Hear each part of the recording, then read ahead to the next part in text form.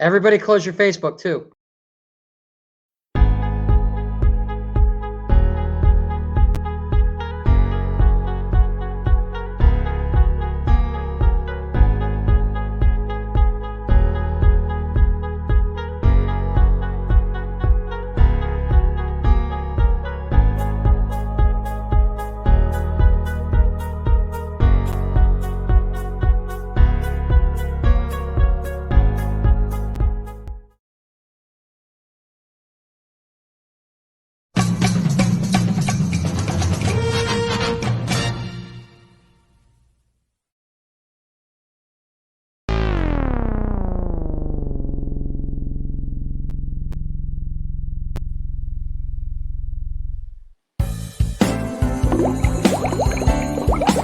It's the Dennis Show. It's the Dennis Show. Yes, it is. Yes, it is. It's the Dennis Show. It's so bad and so sexy. Ooh, you're gonna love it, baby. Oh, you wanna do this show? Whoa, whoa. Dennis Show. With this week's special guests, G. Larry Butler and Eddie Burke.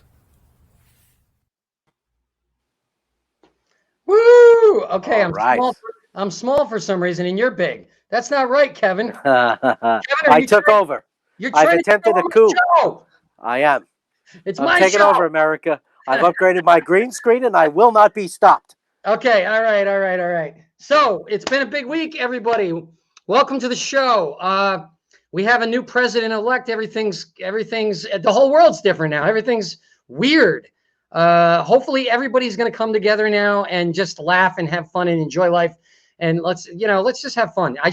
My big thing this week was I buzzed my beard. Check it out. Trimmed it. Yeah, right, ladies? Huh? Yeah. I don't know. It's been crazy. So Kevin, you got your green screen. Let's bring Kevin up to the big size now. I'm tempted to keep you small the whole show just for trying to take over. I really am. You can't hold me down. Dude, what? I thought you were going to fix your green screen. I did. No, I got the best green screen in the business. You just what did you tape? You just taped something to it. What are you talking about? What is that? I'm inside a very special and exclusive automotive show in a museum. You taped, did you basically cut out a newspaper clipping of a car? That's not true. It is true. No, it's not. It's a green screen, Danny. Dude, you really need to learn this technology. You really do. It's every bit as good as the city behind you. You could get anywhere in that city, you need to go with that car. I have no idea what that means, but yeah, I mean, I get where you're trying to go. But, Anyway, so how was your week, buddy? No complaints. Thanks. Wow, you really added to the conversation. That's awesome. 7 whole days. I say that every week. It's a theme. You're supposed to think of things to say so we don't just talk about nothing at the beginning of the show. Well, I try to take over and you get angry. I figure I give you a little leeway. Now suddenly that's a problem. Boy, you're getting mouthy. It's a fun week. Oh man, it's been a crazy week. I've had some ups and downs. I posted that I was having a tough time last night, and I had a lot of people reach out, a lot of cool people that I've known for a long time. I did not break YouTube. No, but you're upset, and YouTube is down too. I know. What the hell happened to YouTube? It's just sad. That's all. Give it its time. It needs to work through it. I gave people the link. I hope people can see it. I hope people can watch us right now. We got 12 people, so I guess something's working. Oh, that's monstrous. Oh boy, it's your fault. It's like this. It's like the stock market. It's your green screen. No, it isn't. We got to get you. You don't even have a computer, do you? No, I don't. Yeah, I do. It's just old. It's just old. Where is it? Yes, you have to pedal to start it. Is it one of those big ones where you put the computers like sheets in it to get it going, with the dials and the tapes and all that kind of stuff? Yeah, it accepts like large VHS tapes. I'm not sure for what though. I remember. I'm gonna date myself right now, but I remember before computers, number one, and before any personal computers, and they showed this big video of these computers will someday change the world, and we're all like, yeah, but they're big, and then they came out with the personal ones, but they had the little monochrome green. Do you remember that? Yep. There wasn't even email yet. It's crazy. No, but Go ahead. What used to take up a whole room now you can fit on your watch. Right. It's true. It's true. I don't know, man. I've even seen. You ever see the video of those kids trying to use a rotary phone that have never used a rotary phone before? Yes, I have. That's fantastic. It's like you trying to have sex almost. It's not quite the same. Not quite the same. All right, so we got two guests tonight. I think this is going to be a really fun show. I'm really excited about this. There was a lot of things happening this week, so I didn't have a ton of time to go over everybody's bio. Oh, you know what's cool? I'm recording my cartoon series again. Nice. Tell us about it. Yes, it's called Angelo Rules, and I have no idea where it's playing. Okay. But I've been doing it for a few years. I play the bully. His name is Minetti. I'm like, you can run, but you can't hide. So that's the bully, and I'm in all of the episodes. Not all of them, most of them. And I'm gonna start recording that from home. I Good guess. stuff. Yeah, it's exciting. It's exciting. All right, so I want to bring in our first guest. What do you say? Let's do it. I'm excited. All right. You don't even know who it is, do you? I'm not sure. I haven't narrowed down. You have no clue. You have no clue. Look at, they just brought him in by mistake. That's okay. I gotta do the intro first. No, wait, no, get out. Get out. No, you're not in. Seriously, I gotta introduce him. Take him out.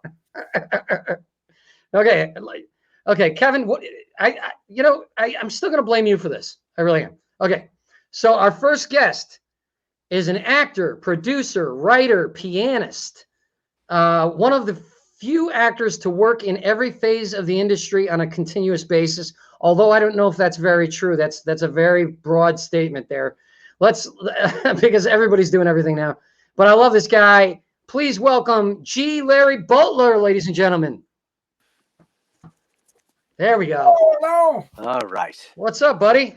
Oh my God, you're my idols, both of you. My God, Kevin, I just came off a shoot as a doctor, and I just have to tell you, your testicles have to be removed.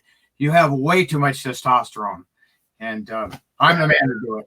What? Kevin, wow, Kevin, I'm so sorry, man. You're going to need some time off for that? No, it's a joke. It's a joke. I'm sorry. You don't have to say that. You just do the joke. Don't even worry about it. That's what the show's about. Does a week seem fair? I already gave you a joke once before, but we can't air that. Well, let me ask you this, Larry. How long have you been a hoarder? A hoarder? I'm busting on you because where you're sitting right now. You got all the. Yeah, I'm in my man cave, and I'm surrounded by books. My whole house is surrounded. It's every wall is covered with books because I'm old school. I go back to the 50s, and we used to read. So yeah, I remember that. I remember those days. I heard about it. Yeah, I've heard about it. But Kevin's older than both of us. Old as I am, for sure. So anyway, I love you guys. It's a great show. Thank you. So you work well together. And, well, I let him in there once in a while. I let him. Like a green screen. Fabulous. Never change it. Don't change it. Cutting edge technology there, Kevin. Absolutely. It's cutting edge. The best in the business. So right. Larry, let me see. Where did you start? When did you start in the entertainment business? Oh my God, probably in elementary school. That's when I got first got my inspiration to become an actor. But actually in show business, probably in '85. You probably weren't born yet. But I have socks older than you are, probably. But anyway, in 1985, I was working in a salvage yard up in Denver, Colorado, and I had a long beard and greasy, grimy gopher gut hands. And somebody said, "Well, you're so funny, you should get an agent." And I said, "Well, what the hell is an agent?" I was that green, I didn't know. So I went to an agency, JF Images, which was a big time agent at the time. And the woman that was interviewing me actually climbed the chair to try to get away from me. True story. Really? So they made me shave my beard. They taught me how to use a knife and fork, and to walk without dragging my knuckles, and how to dress properly, and the whole thing. And away I went. I started doing commercials and a lot of print. In those days, Denver was the print hub of the world. Wait, you did print? So you did print modeling? I have a book this thick. I was like a character model. I did international print, national, and regional. Oh, we definitely should have had some of those print modeling pictures of you. Yeah, I didn't think to do that, but I can show you something I did recently. This is a picture of me in a short film called Downsize, where a middle manager gets the axe figuratively and gives everybody the axe literally. So this is one of the heads. But anyway, I don't have any of my. I have a print book right behind me, but I don't know if we have time to. No, that's okay. That's okay. So tell me, how many credits do you have? You have over 200 on IMDb. Yeah, it's 210 or something. But I've got some that are not even on there because I couldn't chase a director down to get them. But I've done a lot in 35 years. I used to hustle, but now I've slowed down. I mean, people know how to contact me, and when they want me, they just call me. And so what are some of the biggest celebrities you've worked with? Oh my God, Richard Chamberlain, Raymond Burr, John Ritter, John Denver. Oh my God, it goes on and on. I used to work with a lot of them. This was back in the 80s. And then I moved to Hollywood from Denver in the 90s. No, 89, I'm sorry. I got here just in time to see the Dodgers win the World Series in December or November of 88. And but I went on to work with a lot of other people here too. So I just finished a movie with Courtney Gaines from Children of the Corn, I believe it was. Okay. But wait. I want to go back to some. You worked with John Ritter. I did a movie called Prison for Children. Ethan Hawke and John Ritter both. Really? Ethan Hawke was 15 years old. I played a deputy sheriff. Really? To reform school. It was called Prison for Children. Now, John Ritter was one of my favorite actors of all time. I love that guy. Three's Company, the physical comedy that man did was epic. I mean, it was just awesome. Yeah. And he was working with a great Don Knotts. Oh, God. Oh, my God. My favorites, yeah. Absolutely. Remember him? How you doing there, little lady? You're a pretty hot little number. Yeah. I got one bullet in my gun, and it's for you.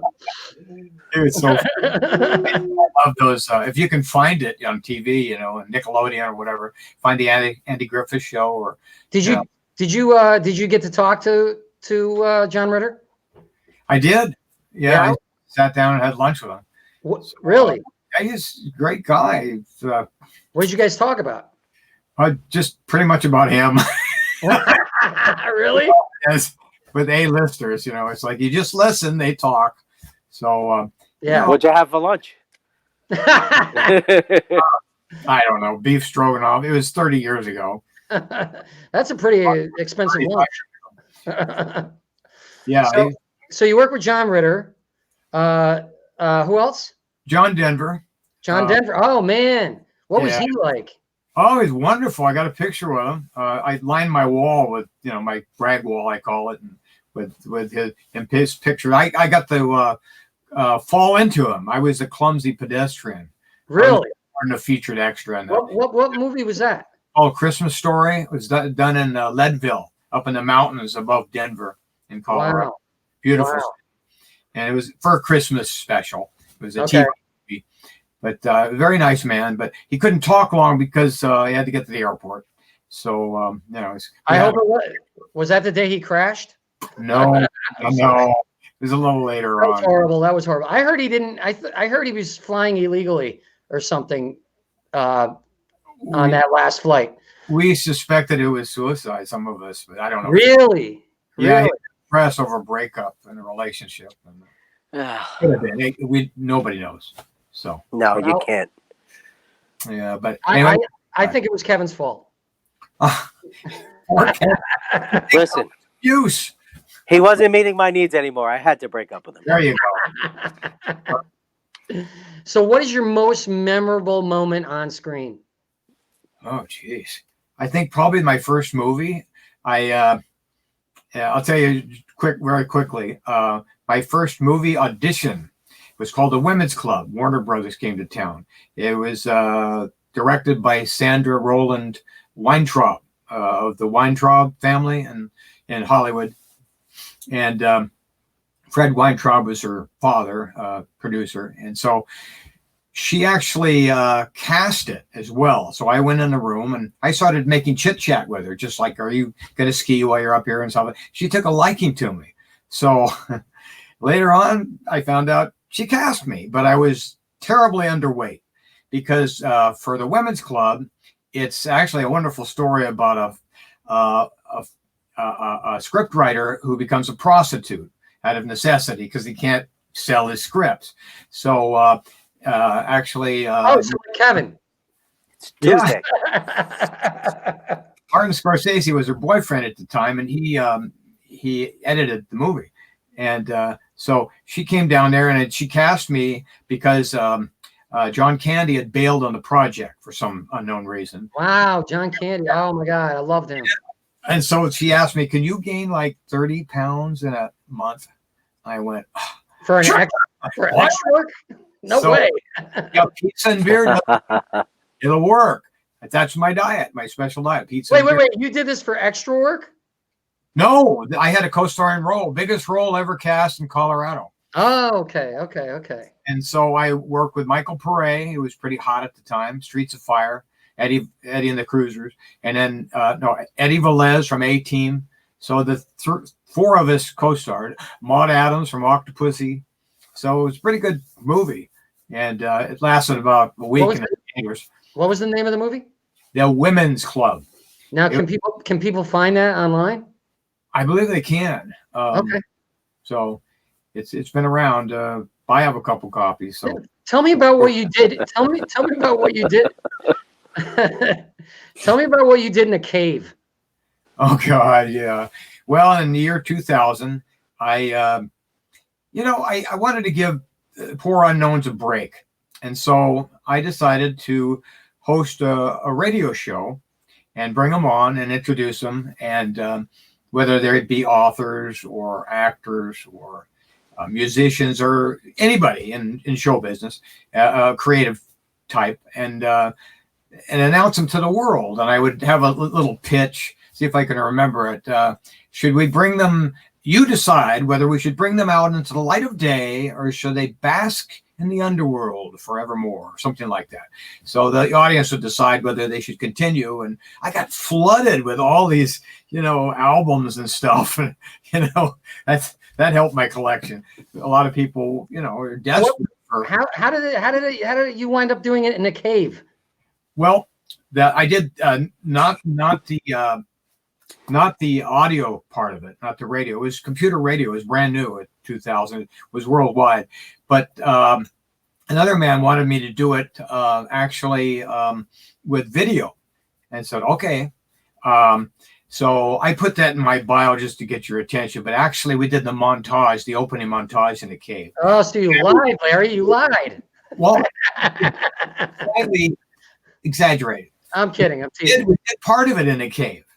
We did do that. And so then we found this old bunker, a military bunker. And these had huge doors. And so in the start of every show, I'd open up the doors and we'd go in and there would be a different guest. There were several different doors and they're enormous, like belong to a castle. And so I'd push them open and we'd go in and there'd be another guest, a different stripe, a different walk of life. And so it was pretty popular. But it lasted about a year, and then we both went on to other things. But I did them simultaneously, the radio show and the TV show. So it was a lot of fun, and I got to write, I got to host, and help produce it. And so it was a good learning experience. Okay, very cool, very cool. Awesome. So we got a little thing we want to work out with you here. We want to do a little. I'm not allowed to call it. It's We're in this wacky world. okay. So these are things that have happened somewhere in this wacky world, and these are news stories, and we have got to guess. And people in the chat room, you're allowed to guess as well where these things happened. Now I'm going to read. Let's start with number one. Here we go. Oh wait! I just realized. I totally forgot, guys. We have a new member of the family here. Our new engineer, Susanna, and we have a little video to welcome her to the show. So can we play that right now?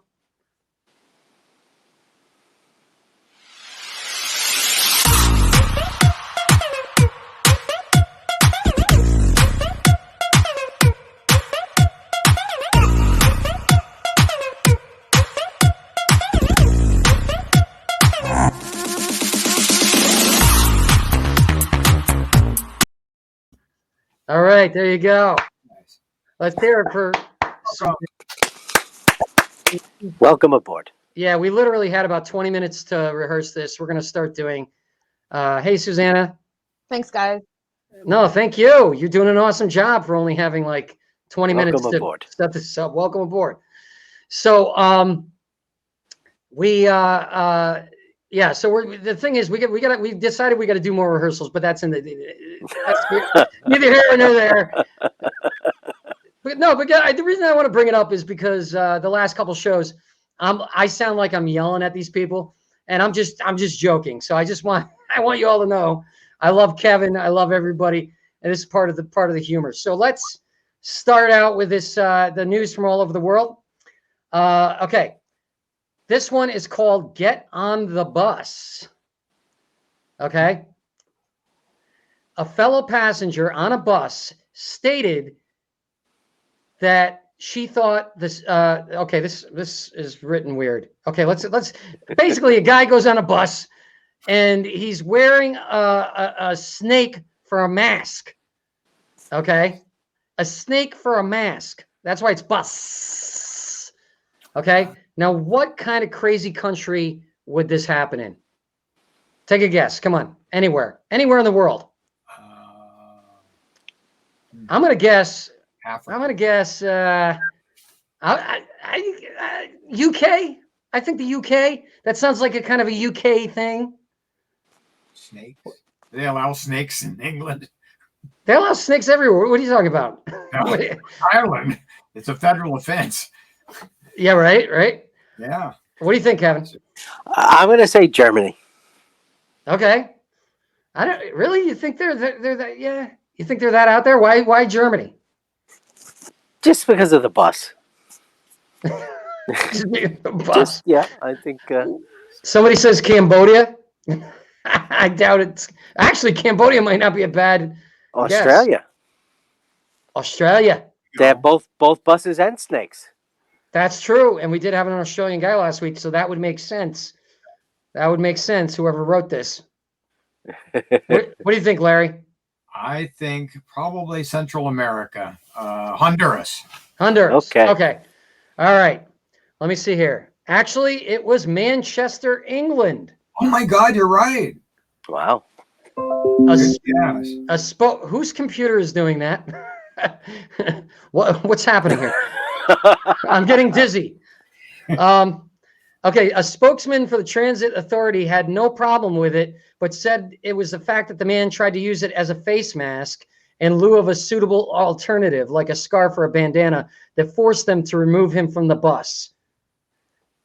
Uh-huh. There you go. There you go. England is UK, right? That is correct. I'm a stupid American. That bus is on the wrong side of the street. Right?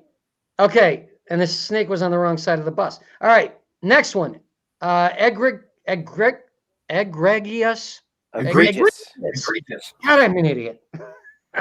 I'm showing my Kevin. You should have read it.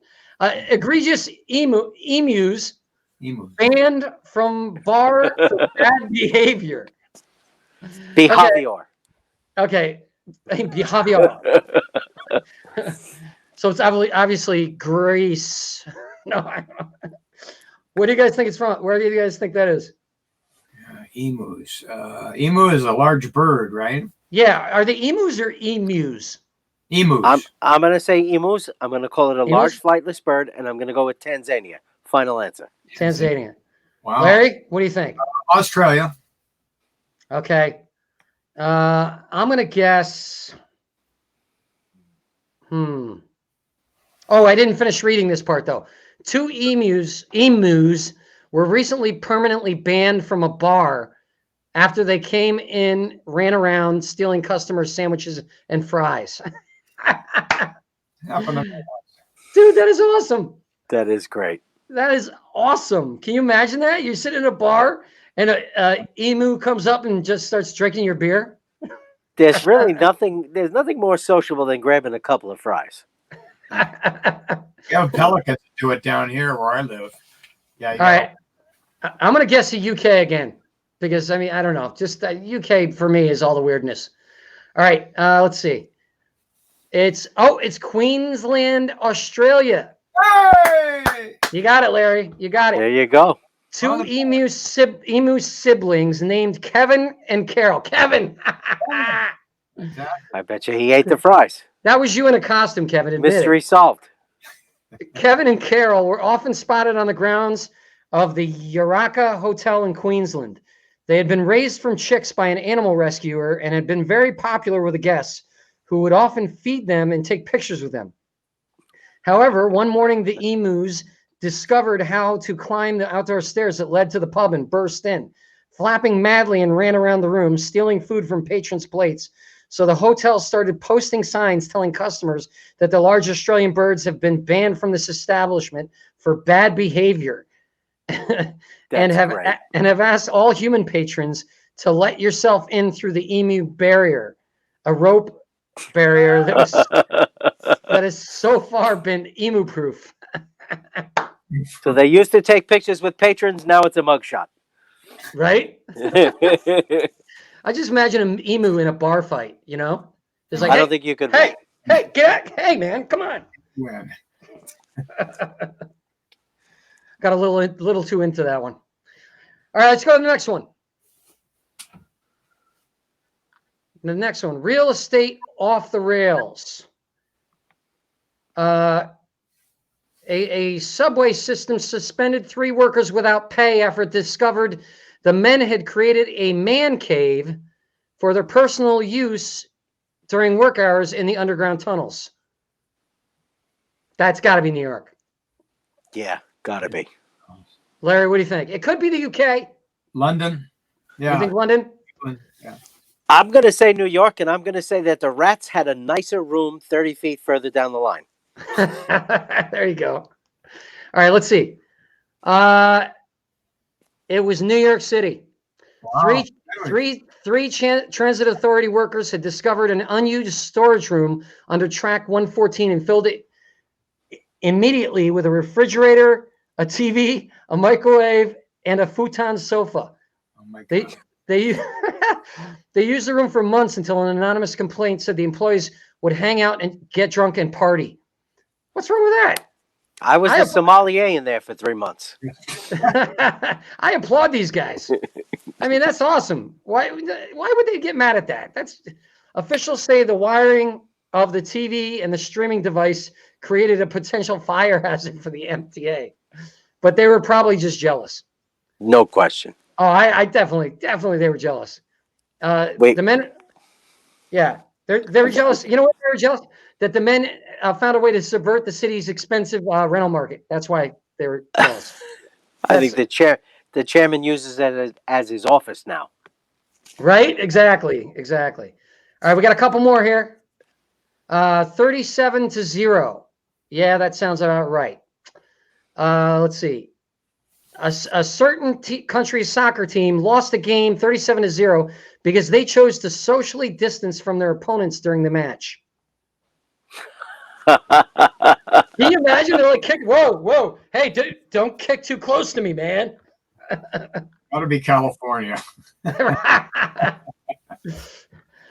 California, that's not a country though, Larry. Okay, U.S. USA.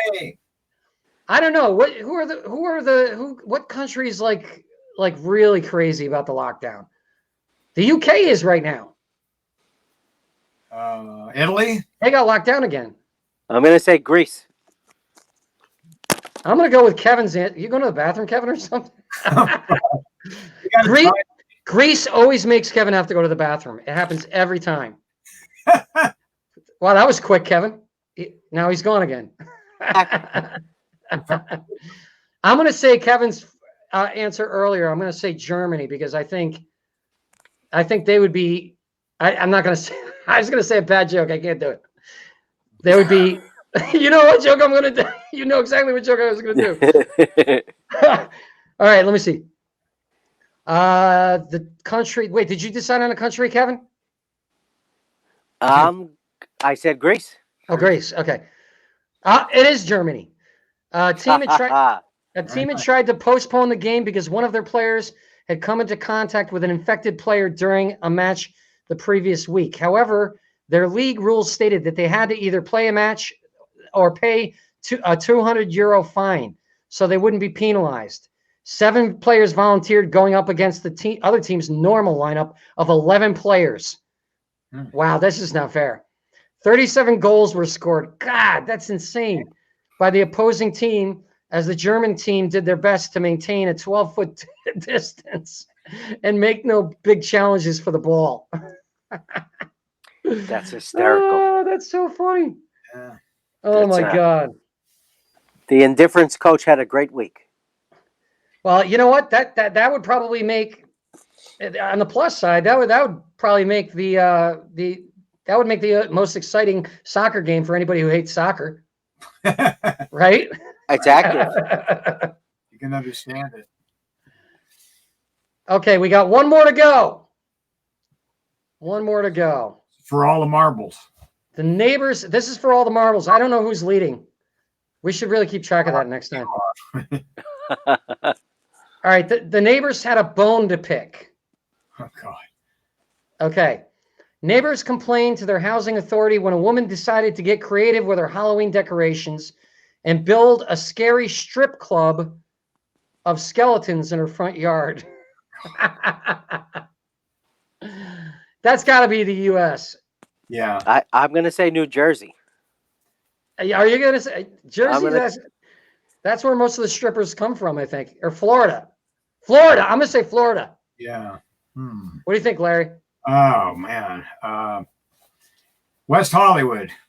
It's great that none of us is even considering another country.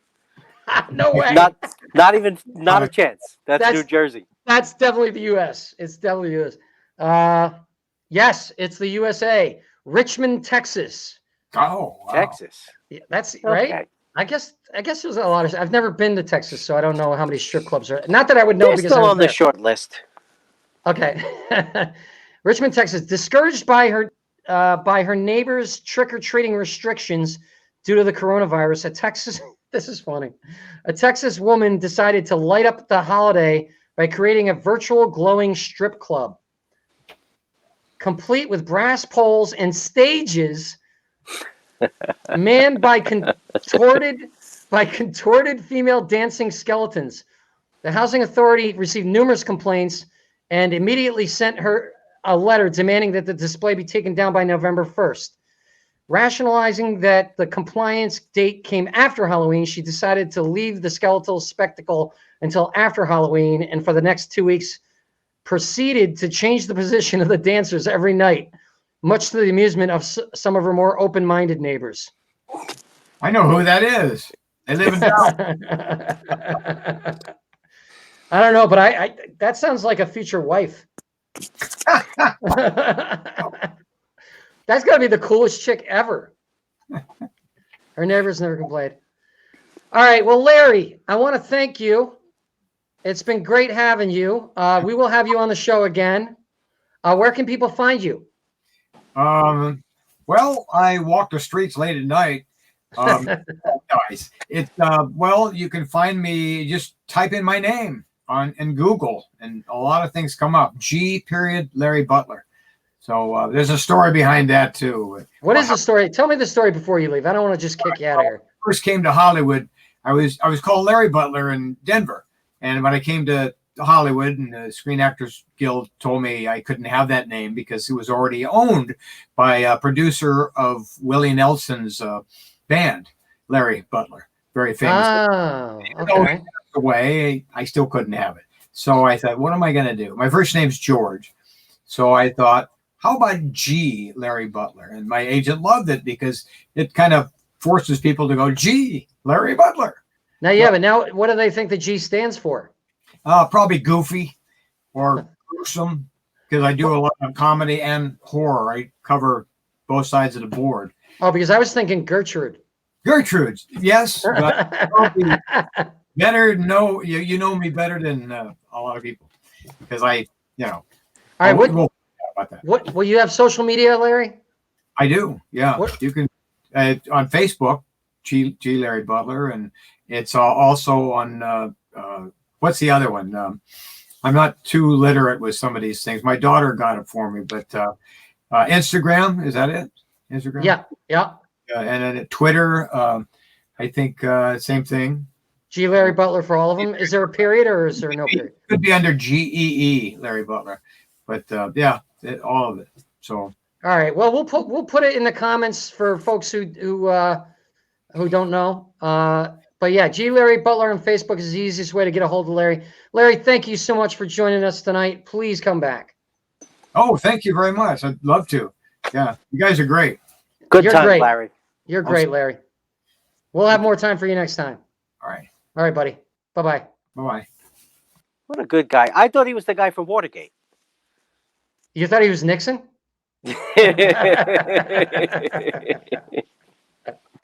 He was a lot of fun. He's great. He's great. It's his resume is so huge that it's hard to even figure out what to talk about. You know what I mean? There were certainly a lot of interesting stories and interesting names that would have definitely been interesting. Yeah. He's got a lot of stuff. You know what we should do with our guests next time is have the main stories that they. Why am I talking about this now? This is technical stuff I should be talking with Susanna about. That's okay. I blurt, folks. I blurt. Well, this is a relaxed show, right? This is a relaxed show. It's look, live. You have sex with your green screen, so just don't do it on the show. I can't make any promises. Oh, please promise. All right, so I'm really excited, really excited to get to our next guest. Normally we do a lot of other stuff in between, but I am just dying to get this guy on here. He's been a good friend of mine since I moved to LA. I met him because he was bartending at the Improv. This guy is a legend. This guy is absolutely a legend. I want to get the intro right here, but when one of the greatest times I had at the Improv was when they did a celebration for him, because he has been at the Improv. I want to say 40 plus years. I may be wrong. I may be screwing that up, but definitely 30 plus years. The man knows everybody. Oh, that was just tuning into. I had this ready. I swear to God, Kevin, I had it, and it's gone. Of course, it's gone. All right, I know he was on Punching the Clown with a mutual friend of ours. I'll let him explain that. He's a great actor. He's going to tell us lots of cool stories. Please welcome Eddie Burke. All right, let's get him out here. McDermott and Kevin, how are you guys? How you doing, buddy? I'm doing good. I'm hanging in there through this whole crazy time. How are you guys doing? We're surviving. We're surviving, trying to find time to drink. Yeah, believe me, I've found plenty of time to drink. There's been nothing but time to do that. That's about all we've had time to do, is stuck in these little houses, rooms, or whatever. But hey, we're all in this together. Yeah, we are. And you always make, one of the reasons everybody loves you is because you've always been a sweet guy, and you've always really listened to the comedians, and you've always been a friend to us. And you're one of those people. I'm just Thank you. I grateful. appreciate that. Yeah, And it is 40 plus years, by the way. it is. I thought so. 40 plus years. That big celebration. Bud was there. Bud Friedman. Yep. Bud It was. Friedman, people I hadn't, believe it or not, people I hadn't seen in, 30, 35 years. Certain people, and I was flattered, actually flew in. One woman flew in from Florida. Another was going to come in from Boston, but unfortunately she got hurt, but she's fine. But it was an unbelievable night. I was so flattered. It was just crazy. I can barely remember getting there and telling my wife, once we get there, you're on your own because I'm going to be sucked up here. And I was, and it was great. And we had a good time. And thanks to the improv and those guys for doing that. Ali Reza, Caesar, all those guys, they really went out of their way. There was absolutely no reason, no call to do that. And Oh, yes, there was. Yes, there was. well, but they went out of their way to do it. No, but I had never even contemplated anything like that until maybe I died or something like that. But yeah, it was great. It was a lot of fun. Everybody, Kevin Nealon. Yeah, there were celebrities galore there. Kevin Nealon, who else? Kevin Nealon, Jay Moore, Adam Ferrara. God, I can't even remember at this point, but who was it? Well, gosh, I just, I can't right now. I'm blanking on all that, but everybody, there was so many people that were customers back in the day. There was actually almost every bartender that ever worked there showed up. Yep. And it was, it was flattering, and it was a lot of fun, a lot of memories. And hopefully there'll be more memories as soon as we get this thing over with and we get back in there. Yeah, so you're not bartending now. What are you doing now? Well, I've used this entire time to recover from back surgery. Oh my God. Yeah, I had a couple of back surgeries, but it'll be fine. And that's really all I've done other than, walk and that's it. It's been great. I mean, I don't know what to tell you. There's been nothing to do for me other than recover from surgery, and I'm fine. It's kind of a new surgery called what is it, Vertiflex or Veriflex. Okay. All right. They put a spacer in between your vertebrae. Oh, wow. So it's been a lot of fun, but it's the first week or two or the first month of this pandemic, it was great. You clean, you do this, you do that, and then you go, damn, I've had enough of this. Are we going back to work yet? And Right. then it just spreads, and here we are. Well, I want to go back to that to your celebration for a second, because I Sure. want to explain to everybody what a great guy you are.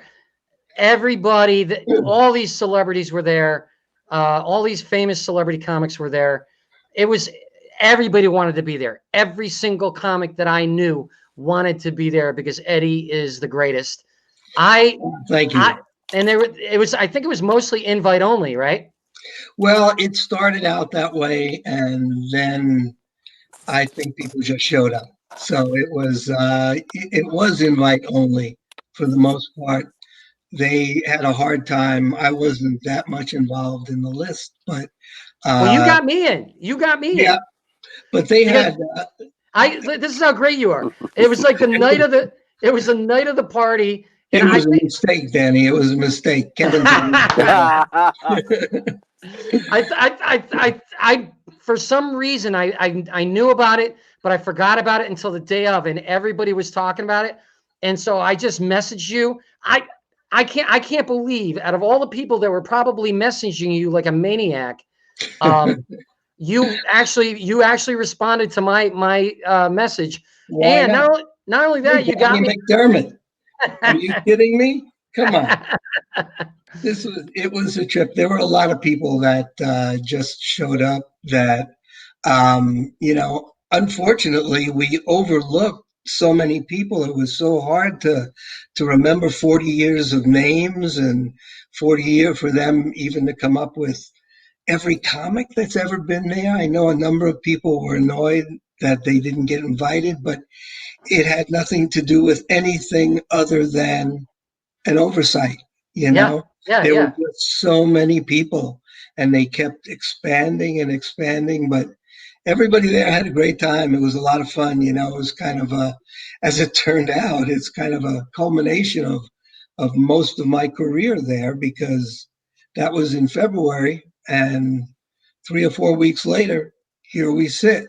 Yep, yep. I'm so glad we got it in because, I mean, that was an epic night. There were legendary comics that I knew when I was a kid, and I was just like saying, hi- I was. That's the first time I ever met Bud. You Oh, is know? that right? Yeah, no. Yeah. Bud's one of the greatest people that you'll ever meet.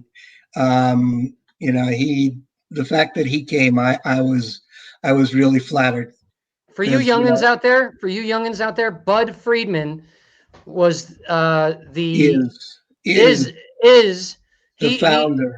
yeah, he's the founder, and he's also the first comedy club to put stand-up comedy show, Evening at the Mhm. Improv. That's right.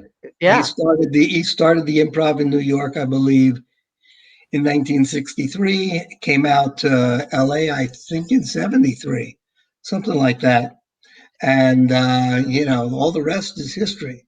And And that's where they did he the show, right? At the Hollywood. that's where they did what? The show at the Hollywood Improv, right? Evening at the Yes. Improv. They started it at the evening at the Hollywood Improv. Then they opened a Santa Monica club, and when they opened the Santa Monica club, it was like twice as big. So they had the remaining, I think, the last couple of seasons down there. How But many seasons was it? I'm not sure. I think there were like 6 or 7 of them. There were quite a bit. I And then mean, everybody else started doing it.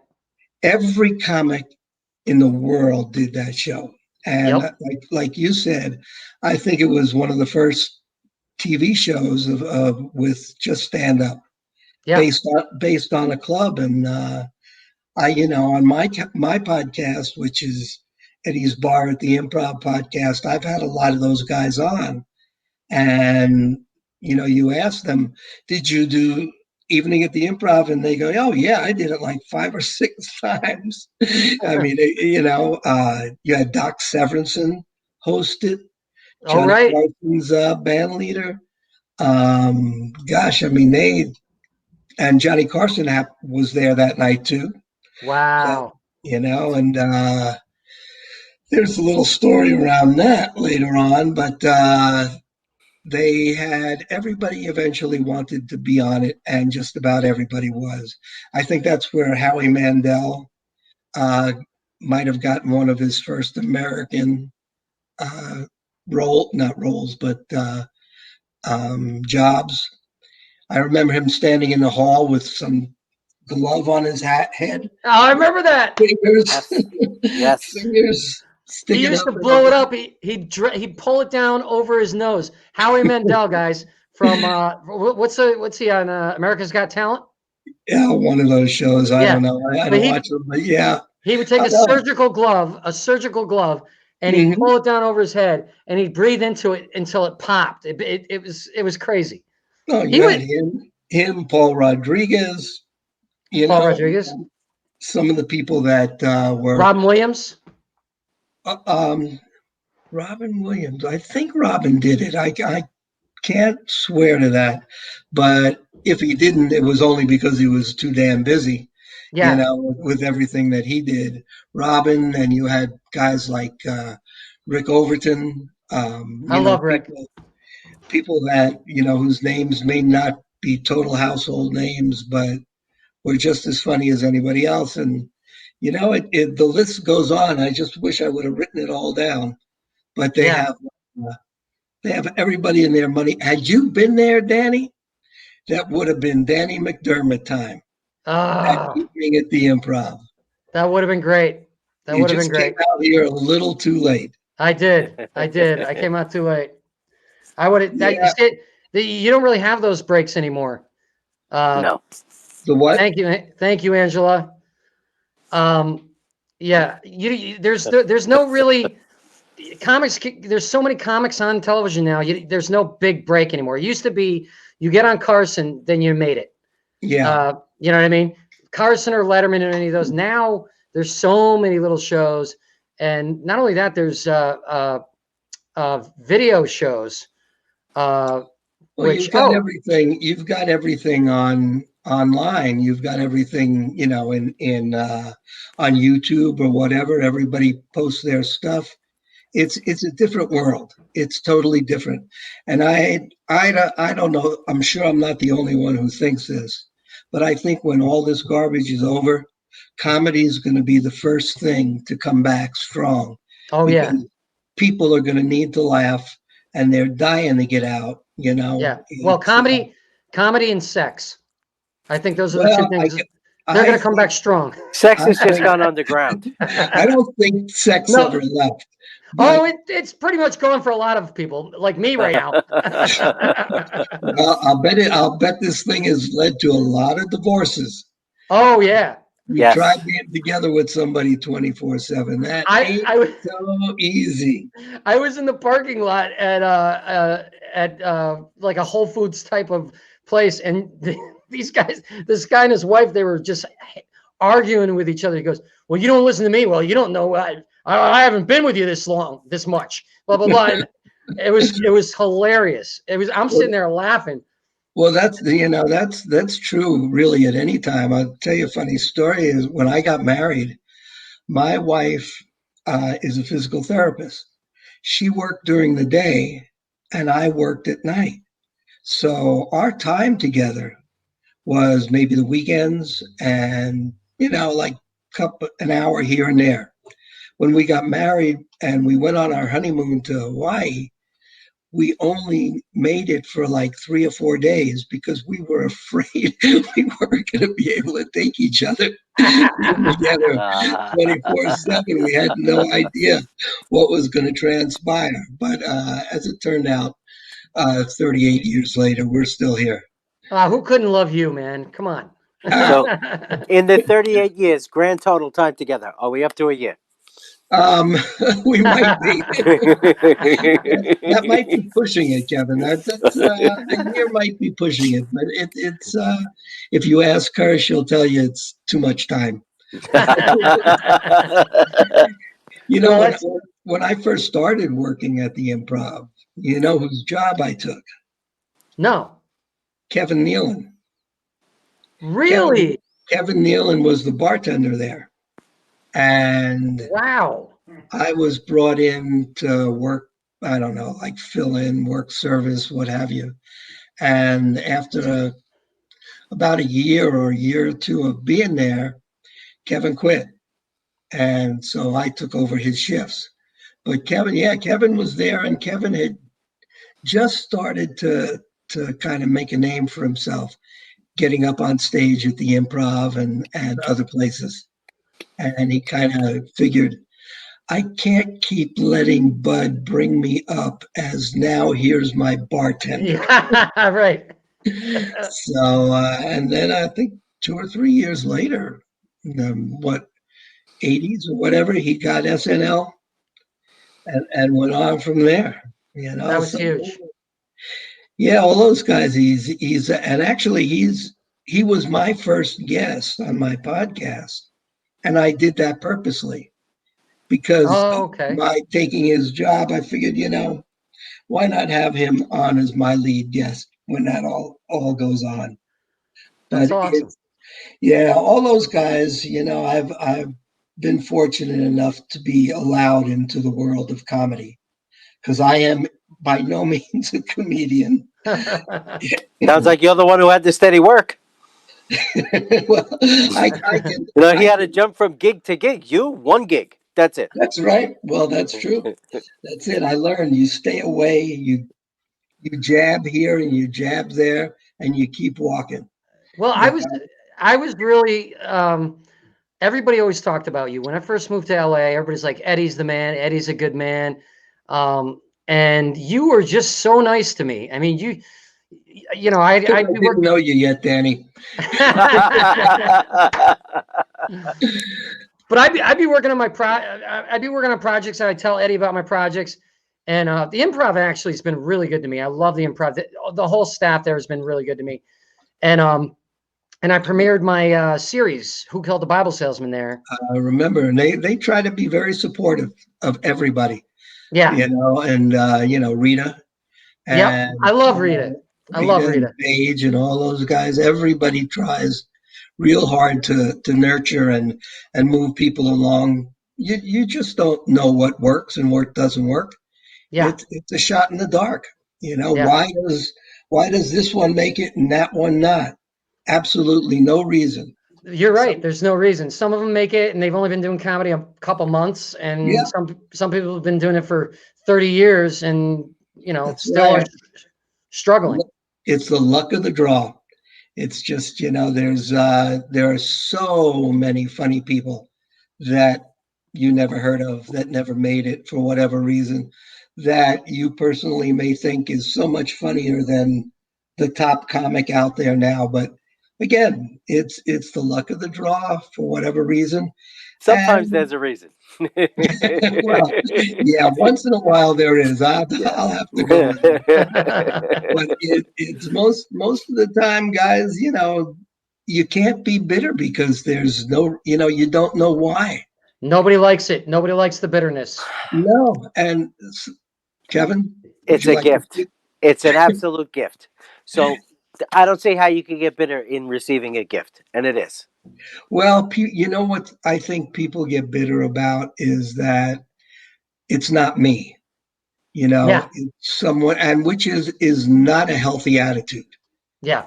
I've seen that. It's there's so much room at the top, and comedy and every other art is a gift. Yeah. And if you have the passion for it, you'll at least get yourself to a certain level. If you're just there to see how much money you can make, you probably aren't going to get anywhere. Right. Somebody might, but there's a passion. You need a passion to whatever. I don't care if you're a garbage man, sanitation worker, work for the transit authority in New York. If you have a passion, as those three guys obviously did.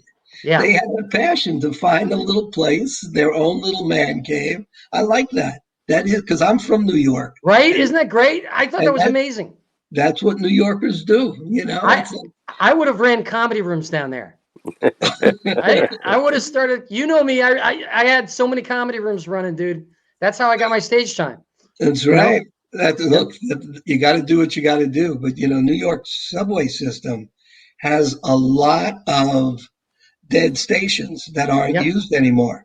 Yeah. So when you can see them when you go past them, and who knows what else is going on down there. There's probably nightclubs and. Well, that's where Kevin is right now. That's where Kevin is right. Is that green curtain behind you? Yeah, looking to make a park under City Hall, I believe. Don't hold me to the location, but they I are. want to see that. What's hanging behind you there? That's a car.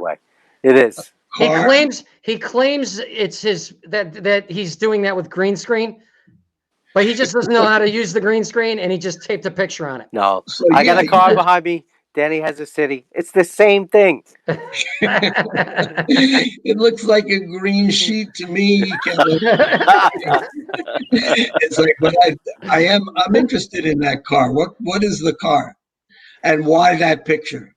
It was the first one I saw that was like a futuristic car, and I wanted my green screen to be from the future. In other words, he had 10 minutes before the show to find a picture. Danny, how's your boy? Oh my God, dude, he's 6'1". Are you kidding me? No. Wow. Yep, he's 6'1" now. How He's old 15. 15. Wow. Yeah. And he comes out to visit you quite a bit, doesn't he?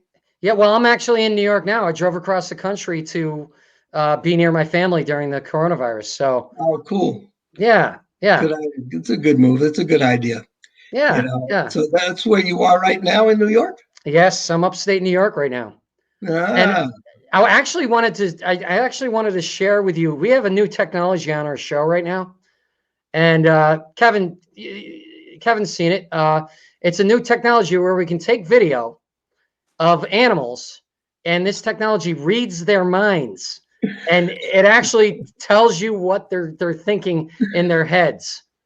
don't So go in my head, Kevin. I think, Don't go in my head. and it's only available on our show. This technology is only available on our show. Let's do that. Let's show Eddie this technology. What do you say? Let's do the Go intro. for it. I love it. Do it. Animal mind reading technology.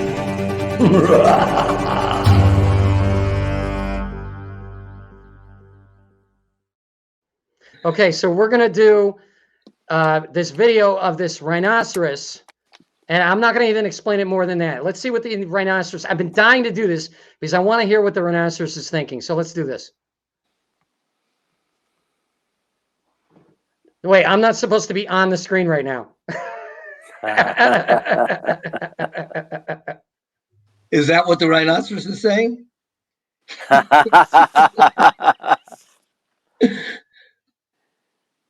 Well, what's he think? You want us to come up with something? No, That's we're our technology. experiencing technical difficulties. This is it real appears. stuff here. This is real stuff. So I'll tell you what he's thinking. here we go. Let's start that video over again and run the technology. Get these damn cars out of my way. Here we go. All right. I'm gonna run over a car. I am gonna run over this car. I'm gonna run over him. Come on. Stop backing up. Why is he backing up? I gotta take a dump. Come on. What are you doing? No. Damn it, I missed him. Oh, it would have been nice if he turned around and started chasing that car. Here I come. There's a red car. Red. It's like a bull. A bull likes to hit red things. I'll hit him. I'll knock him over. Come on, you jerk. You wuss. You guys are wussies. Come on. Aha, a blue one. I want the blue one. Give me the blue one. Yeah, oh, the red one. No, the blue one. I can't decide. Oh, my God. Please, somebody let me hit you. No, where's my girlfriend? All right, let me have sex with you. Just sex. That's all I want. Sex with a car. That's all I want. All right. Well, that was a great segment, guys. It actually is a great idea. It really is. I like that idea. Eddie, it's real. It's real, Eddie. I understand. I totally understand. You got to remember, I'm technically challenged. You know, I'm lucky to be able to get on here. It's Well, you and Kevin are in the same boat then, because Kevin can't operate a green screen. Yeah, but if a rhino shows up on my ways, I am not going to continue. Somebody has to keep him honest there, Kevin. Hey, can we talk about Punching the Clown? Sure. I love that movie. Punching the Clown, that's Henry Phillips. Henry Phillips, great guy, incredible comic, musician, songwriter. And I'll tell you, that movie, he did Punching the Clown, and what was the other one? It's Punching the Clown 2, but it was sort of a different little name. And what makes those movies is Henry Phillips, in my opinion. Yep. Henry is so natural and easygoing. Why nobody has made like an HBO series out of this thing with him is beyond me, because he is so like when I watched the movie, it's like I didn't even care that I was in it. It was enjoyable watching Henry, because he had a lot. All of the cast were comics and friends and what have you. Yeah. And everybody did a great job. I think did he have Sarah Silverman? Yep, Sarah was in it. Yep. And a bunch of people in the second one. He had Mike Judge. Yeah. And Eddie Burke too. Yep. There you Um, go. and in, not that he would typecast me, but in both I played bartenders.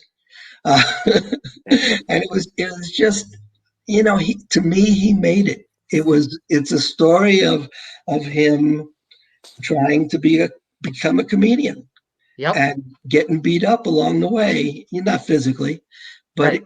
it's so funny, and it should have made Henry into a star, but He, that's not over yet. no, he's going to get there. I'm thoroughly convinced that Henry's going to get there. Henry deserves it too because he didn't know me when I moved to LA, but we became friendly and he got on to, I was doing podcasts and he got onto my podcast for me and everything. And he's just a genuine guy. He introduced me to Mike Judge. And did you know he's a physicist? Mike Judge? Yes.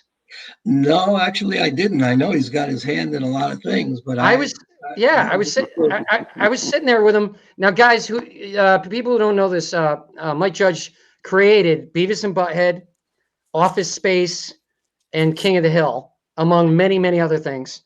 And what's the show that just ended now? The Silicon Valley. Oh yeah, Silicon Valley. Yep. And he also. Mm-hmm. I sat because Henry introduced me to him, and I sat with him a couple different times for 20 minutes just talking. And I got my engineering degree. So when he told me he was a physicist, I was like, oh my God, that's incredible. And so we were talking about things outside of the. It was amazing. It's funny when you talk to people in any art area, you find out that they have other skills, what have you. Not everybody there. I'm sure there are some that are just comedians, singers, actors, whatever. But so many people have had other jobs to support themselves, or just they had a passion for something else for a while. Yep. Yeah. My family, when I left engineering, oh my God. Oh, I'll bet. Yeah. Oh my God. One of my father's friends told me this story where they're on the golf course. And they've been golfing all day. And at the last hole, they're on the green. And my father's about to make this putt. And right before he swings the putter, he goes, I can't believe you left engineering.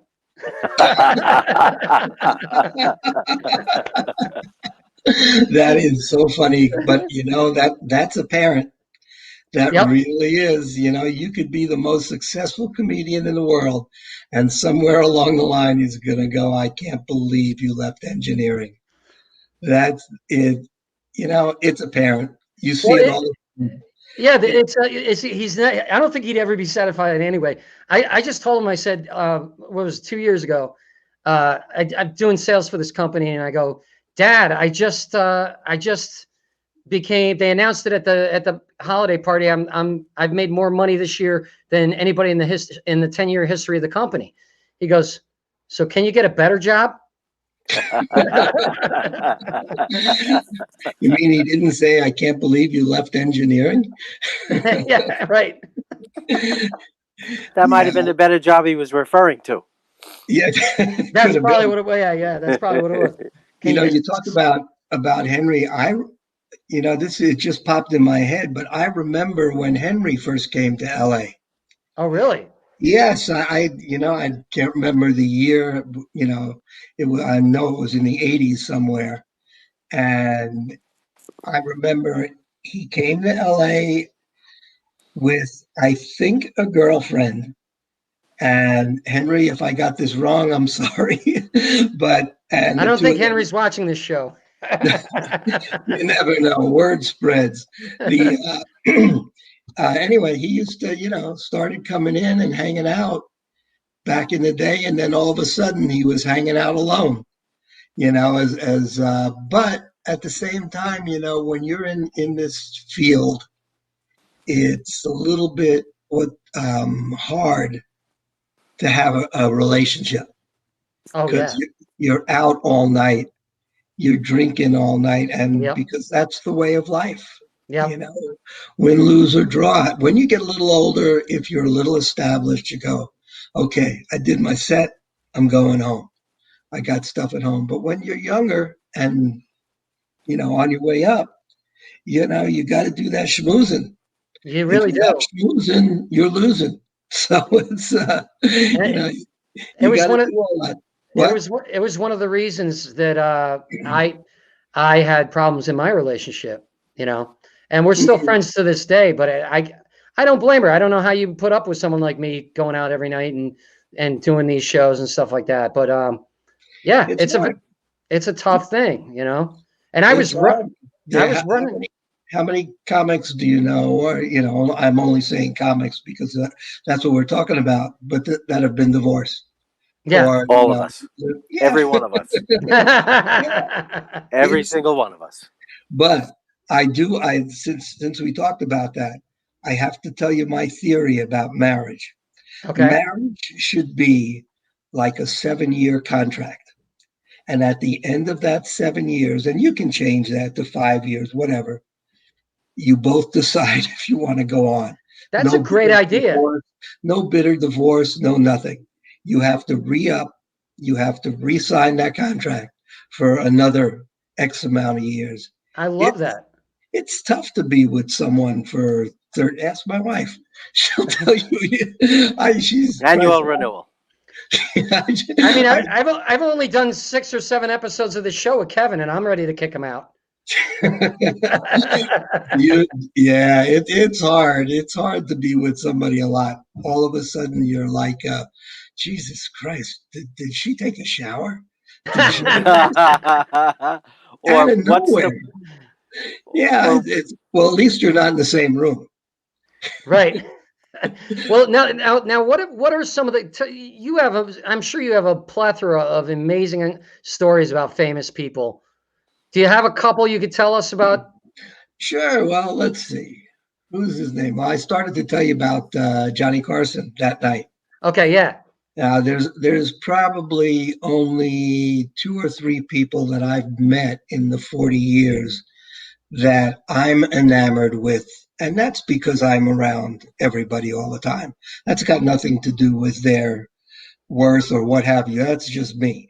Right. And that particular night, after the show, Carson and one of his producers, were at the bar, and they picked up these 2 blonde girls. And I don't know if you know who Bruce Smirnoff is. He's a comedian. Oh yeah. He's now living in, I think, Florida or something like that. Yes. But Yes. he drove them home, and it was it was probably one of the reasons why Carson got divorced from one of his wives. Way Oh. back in that day. Wow. And all those guys, and even like Bruce Willis. Bruce used to hang out at the club every single. That's my daughter's dogs, saying, "What are you doing?" It's Bruce used to hang out at the club every night when he came here for moonlighting. Him and John Goodman. Oh, And really? yep, every single night they would sing to that jukebox, and I believe they started karaoke in their own little way. Really? Hi, Susanna. Hi, Susanna. I do, and Hi. I didn't know if you wanted to ask some questionable questions. Yes, we are going to do that in just a second. I wanted to hear a couple of these celebrity stories. Yeah, well, We're gonna go a little over tonight. I want to go over because we have Eddie on the show tonight. Eddie's amazing. Go ahead. Anyway, he and John would be there almost every night because I think John was, I don't know but John always was working. I don't know if he was doing Roseanne then or what, but he had he would have the whole bar going with him every single night, and this was the '80s when it was really the heyday of the club, and he was one of the big guys there because of moonlighting and Michael J. Fox.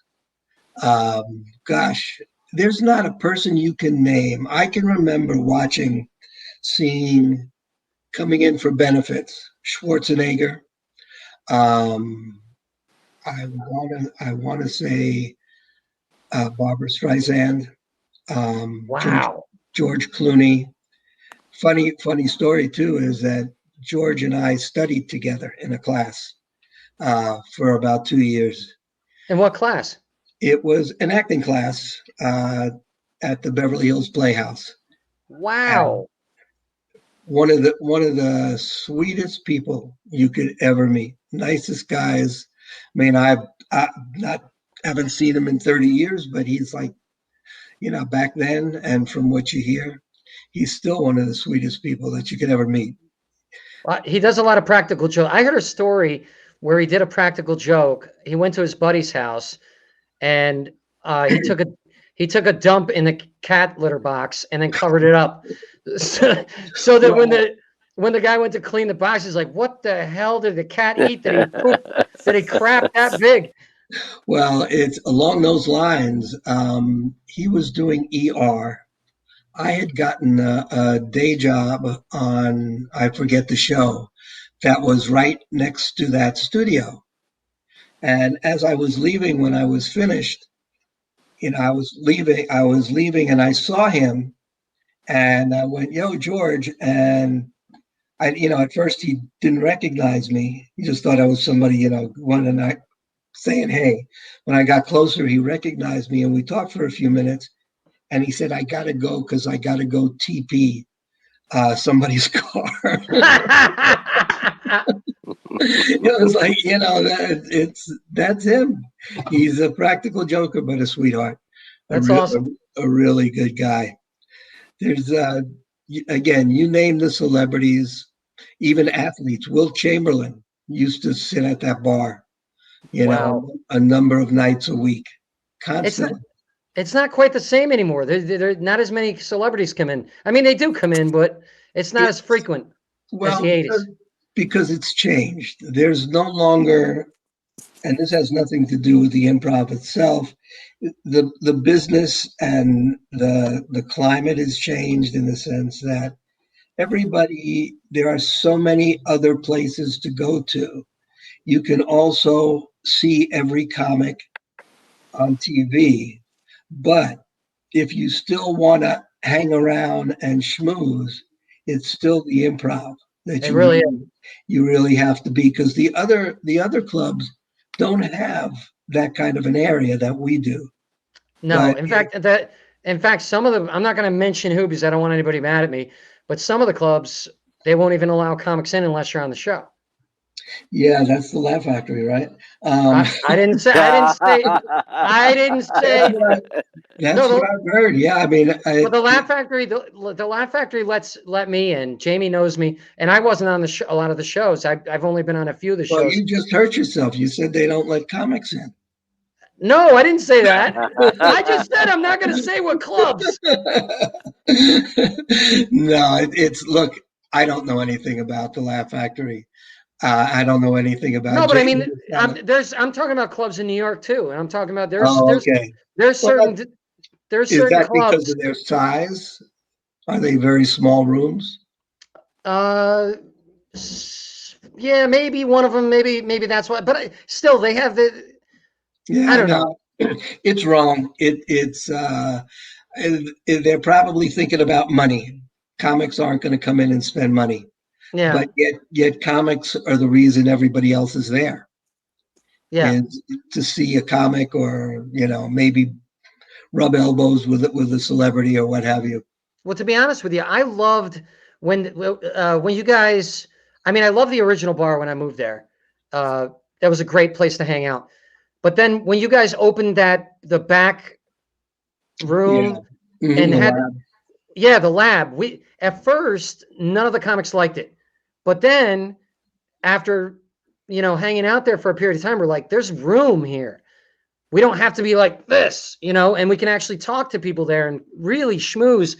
And it was nice. And then you guys moved it back to the smaller bar. And it was just a transition. Well, I don't know what you're talking. You're talking in reverse here, because the lab is the smaller bar. No. What I'm saying is before it was the lab. Remember? Before it was the lab. There was the main bar and the main room, and then we got stuck back into the lab when they opened some stupid Restaurant. restaurant. They opened the And, restaurant. right. And when that shut down, we moved back into the other bar. The lab was now this is my opinion. The lab sucked, period. It Yeah. was like a hotel bar. Yeah. And that's it, and Well, that's what I'm saying. Nobody liked it at first.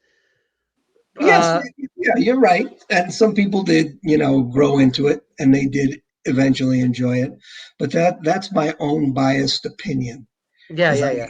hated Well, it that doesn't have little the, thing. it didn't have the class of the, No, it didn't have the character. There was yeah. no character to it. And But when now they you got the upstairs in the old bar area too for the comedians, right? yes, And you got the upstairs bar. I love it. I they love it. really didn't get much of a chance to get that into gear because of the pandemic. But when they I go know. back, and eventually they'll go back, maybe another year or what have you. But when they do go back, they'll get that little thing going. And because I'm thinking of moving my podcast up there and just doing my podcast out of there. Oh, you know what? Tell people about your podcast because I want them to know. I want them to follow your podcast. But the podcast is called Eddie's Bar at the Improv Podcast, and I interview all the comedians, one at a time, obviously, that have been there over the years about their experiences in comedy and their experiences coming through the improv. And right now we're on hiatus. We're not doing any more until we go back. But You don't want to do the Zoom or something like that? no, I did Zoom for 2 months, Okay. and it just wasn't the same. So it's like there was something about me and the bar that's more Yeah. intimate than me just talking to you over Zoom. It's different because the bar is my life, and the comedians are the people that have been there. So there was a lot more, I think, intimacy or whatever. And Zoom Zoom is great. I think it's wonderful. This type of setup is phenomenal. It's gonna open up a whole new world of stuff when everything goes back too. But the second to last guest is John Biner. Do you remember John? Oh my God, bizarre. Yes. That was his show. I loved his show. Yeah. He was the modern day Benny Hill. Yeah, that's very true. And he had been on every show. He was and as an actor, he was on tons of shows. He just wrote his own sort of semi-autobiography called I think it's 5 Minutes, Mr. Biner, something like that. And it's a really good book. People should look into it. That's what my podcast is about. Having people like that on, telling their stories about the improv. And it actually goes, I've had Adam Devine on, Jay Moore, Donnell Rawlings, Alonzo Bowden, Kevin All Mueller. great guys. All great guys. Everybody. I've had Cristela Alonso, Jill Michelle Melian, and even people, Larry Miller and Larry Miller's wife, Eileen Kahn, who is a very, very big executive producer at Disney, who used to work at the Improv. Oh, wow. And Wow. so she had her stories. I had a couple of shows with, with former employees, that I call it ladies of the 80s.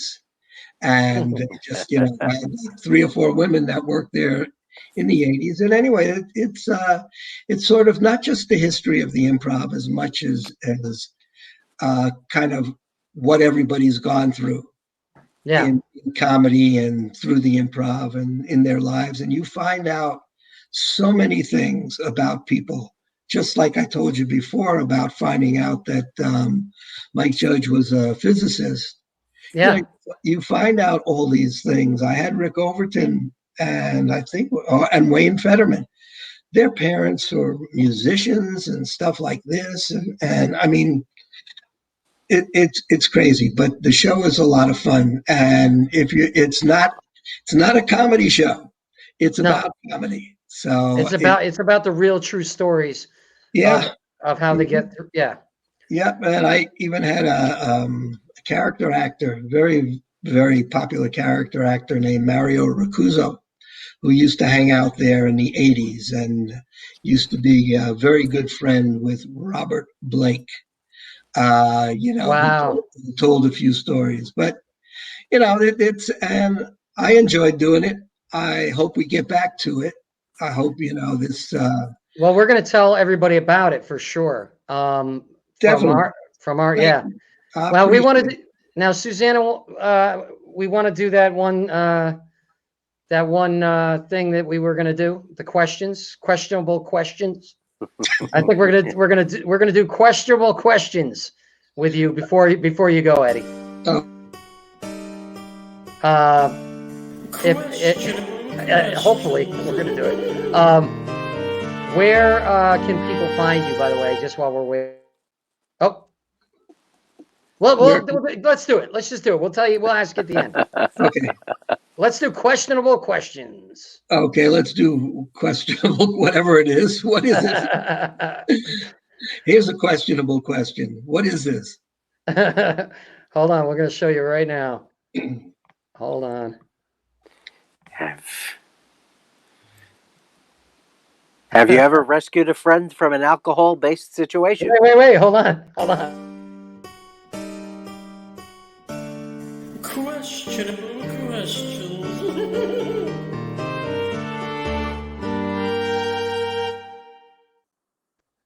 All right. So we've got some questionable questions for you. Okay, go for it. Hey, I can't promise to answer them all truthfully, but go for it. Well, we'll start with the first one that Kevin brought up. Okay, and the answer to that is yes, I did. And it was a comedian who is, he's been on my podcast, and he has, talked about this, but I don't feel comfortable mentioning his name. No, but, you don't have to.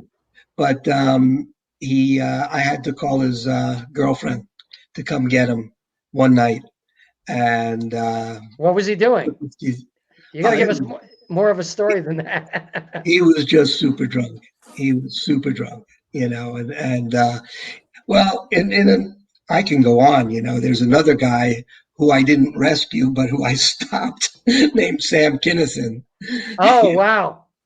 Used to take his keys, I'd say, like if he came in once or twice a week, at least 50% of the times we'd hide his keys until the valet lost them. Somebody will drive you home. But let's go on to the next one. All right, let's see the next question. Next question. Have you ever had an embarrassing nickname? No, nobody would have the guts to do that to me. I know I'm like, I'm a little guy and I'm quiet and I'm nice, but you want to stay on my good side. No, I really don't think I have. I had one. I had one in college. I had one in college. What was it? Well, you see, I didn't know anything. I was so naive and young, and I went down my first night in the dorm. I went down to Animal House, which was, I got invited to the party, and it was the original Animal House, Delta House. And I came back so drunk, I couldn't get my key in the door. And I'm trying to get my key in the door, and this little Italian guy comes up to me, and he's real short, star soccer player, but he's a real short little guy. And he goes, "Hey, man, are you hammered?" Like that. And I go, "No, I'm Danny. Nice to meet you." From then on, I was known as Hammered, Dan Hammered. Everybody thought it was my last name. What about you, Kevin? My last name is Fitzgerald. Fitz is the nickname every single place I've ever been since I was in first grade. Yeah, it's not an embarrassing one. No, it's just built in. Well, Yeah. you could make it embarrassing. So Yeah. Kevin, did Kevin Fitz? You know, let You me go up to a take girl, it did back he a fit? little bit. I have a more often than not heard people call across the bar, "Hey, asshole," you know. But whatever, you know, that's just in. All right. Next, Next question. What's the weirdest bet you ever made with someone? the weirdest bet. Oh man. I'm not much into that stuff. I don't have anything for you there. My friends once bet me to pick up this girl in the bar, and I took her home, and it turned out she was the daughter of the guy who invented the Patriot missile. Oh my funny. That's interesting. I was like, so do I compare? Well, was there a launch? Yeah, I wouldn't go too far with that, Danny. And you, Kevin? It's okay. He's not listening to my show. You never know. You ever make a bet, Kevin? Like that? I've made bets where it's like half a bribe. Like I'll bet you, X number of dollars that you'll enjoy this, and if you don't have to pay me. Oh, And okay. yeah, That's a little less boring than me. So you were a hooker. depends on the I day. mean, when it comes to that, I am just totally boring. You know, you make a bet. Bet what? That you can take that girl home? Oh man, Yeah. I could care less if you take that girl home. All right, next question. Have you run? Well, Have you ever run from the police? yes, I have Oh, on several occasions. really? One, when I was a kid, I was, I don't know, 16, 17, something like that. And they were building the New York Coliseum. It's not there anymore. At the end of where Central Park West meets Central Park South. Okay. There used to be close by a Coliseum, and my two friends and I were swinging on ropes from the scaffolds of whatever they were building.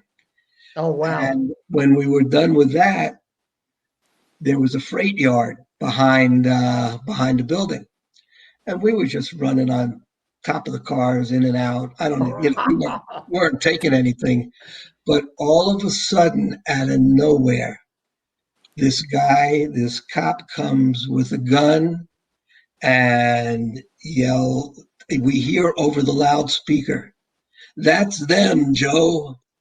Get them." We're looking at each other like, okay. So we take off and we start running. And two of us are in front. Oh, no. Yeah, two of us are in front.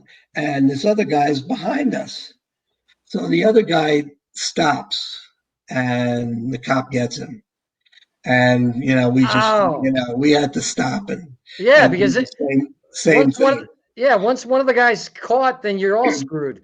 Yeah, so they took us into some little railroad yard police station where we convinced them to let us go, and we weren't doing anything at all. But that's the main one you need to know about. That's I was running to an audition, and the subways weren't working right in New York City. And I was real young. I stupidly jumped down, ran across the express tracks. Oh God! Ran across the express tracks and got up, and I'm fine. All of a sudden, I hear behind me, "Help! Help!" I turn around. This very heavy-set black woman tried to follow me, and she's stuck on the tracks, and she can't get up because they're high. So I reach down and I help her, and I bring her up. I save her life, and cops come running up, and they're like yelling at me. They go, "You shouldn't have crossed," or they're yelling at her. They're like, they saw me save her. They're like, "You shouldn't have tried to cross the tracks. We're gonna give you a ticket." And she goes, "I was just following him." I'm like, you bitch! I just saved your life. Yeah, I've got one of those stories at the New York Transit Authority. When I was, God, I must have been 12. I jumped one of those turnstiles, and of course, standing right to the side was a cop. Yep.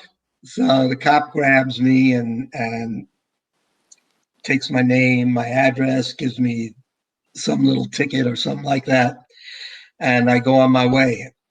And he said, "We will be sending a copy of this ticket to your parents." So that was 12-year-old kid shitting in my pants. God damn it! Right. I'm really going to be in trouble. So I watched the mail every day for a month. And the letter came, and I took it, and I got it.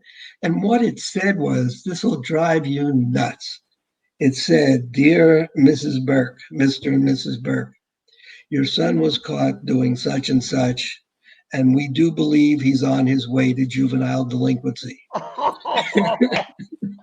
To prevent him from falling in with any more of the wrong people, here is a number if you wish to have him. I can't remember, Oh my God. This was for jumping a turnstile. Wow. This was back then, though, too. That I got to remember. Oh, back then. Yeah, that was like, that's when the cops could kick you in the ass, and they did.